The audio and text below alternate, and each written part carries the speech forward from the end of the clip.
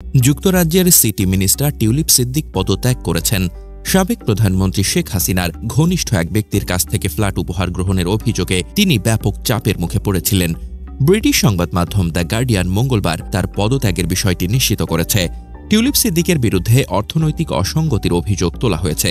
এই অভিযোগের পর তিনি নিজের বিরুদ্ধে তদন্ত শুরু করার জন্য ব্রিটিশ মিনিস্ট্রিয়াল ওয়াচডগকে আহ্বান জানান। এরপর ওয়াচডগের উপদেষ্টা লরি ম্যাগনাস তার বিরুদ্ধে তদন্ত শুরু করেন। লন্ডনে হাসিনা ঘনিষ্ঠের কাছ থেকে উপহার নেওয়া ছাড়াও সাবেক এক বাংলাদেশ এমপির কাছ থেকে 2019 সালের ক্রিকেট বিশ্বকাপের 2টি টিকিট গ্রহণের অভিযোগও রয়েছে তার বিরুদ্ধে। পাশাপাশি তার বিরুদ্ধে আরও কিছু আর্থিক অসঙ্গতির অভিযোগ উঠেছে। এদিকে বিরোধী দল কনজারভেটিভ পার্টি তাকে বরখাস্ত করার দাবি তুলেছিল। তারা বলেছিল টিউলিপ সিদ্দিকের ওপর ব্রিটেনের দুর্নীতি প্রতিরোধের দায়িত্ব ছিল, কিন্তু তার নিজের নামী দুর্নীতির সঙ্গে জড়িয়েছে। ফলে তিনি মন্ত্রিত্বের দায়িত্ব পালনের নৈতিকতা হারিয়েছেন। এর পরিপ্রেক্ষিতে টিউলিপ সিদ্দিক পদত্যাগ করেছেন। জানা যায় 2024 সালে হাসিনা সরকারের পতনের পর জাতীয়তাবাদী গণতান্ত্রিক আন্দোলনের চেয়ারম্যান ববি হাজ্জাজের অভিযোগের ভিত্তিতে দুদক টিউলিপের বিরুদ্ধে রূপপুর পারমাণবিক বিদ্যুৎ কেন্দ্র নির্মাণে রাশিয়ার সাথে 2013 সালে ঘটিত একটি চুক্তিতে মধ্যস্থতার মাধ্যমে 59,000 কোটি টাকা আত্মসাতের অভিযোগ তদন্ত শুরু করে।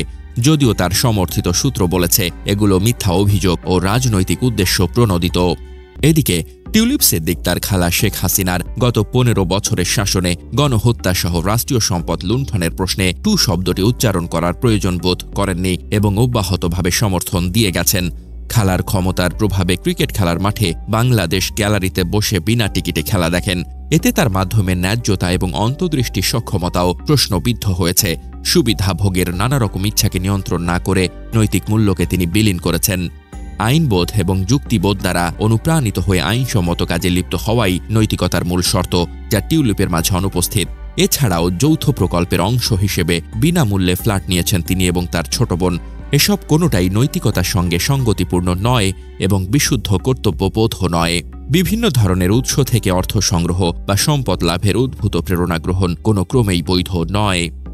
উল্লেখ্য, হাজার হাজার বেসামরিক নাগরিক হত্যা করে ক্ষমতা নিয়ন্ত্রণে ব্যর্থ হয়ে সাবেক প্রধানমন্ত্রী শেখ হাসিনা তার ছোট বোন শেখ রেহানাকে নিয়ে ভারতে পালিয়ে যান। দুর্নীতির অভিযোগে পরিবারের সকলেই এখন অভিযুক্ত। টিউলিপ সিদ্দিক তার বক্তব্যে বোঝাতে চেয়েছেন ব্রিটিশ রাজ্য তার সর্বাগ্রে। বাংলাদেশের রাষ্ট্রীয় কাজে সম্পৃক্ত হওয়ার তার বাসনা কি তা ক্রমাগত উন্মোচিত হচ্ছে।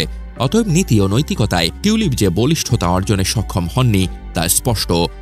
নীতি দর্শনে কান্ট বলেছেন, কর্তব্য যখন একমাত্র কর্তব্যবোধ দ্বারা নিয়ন্ত্রিত হয় তখন বহিনিয়ন্ত্রণের অবকাশ থাকে না এবং তখনই প্রকৃতপক্ষে পূর্ণ আত্মনিয়ন্ত্রণের প্রকাশ পাওয়া যায়।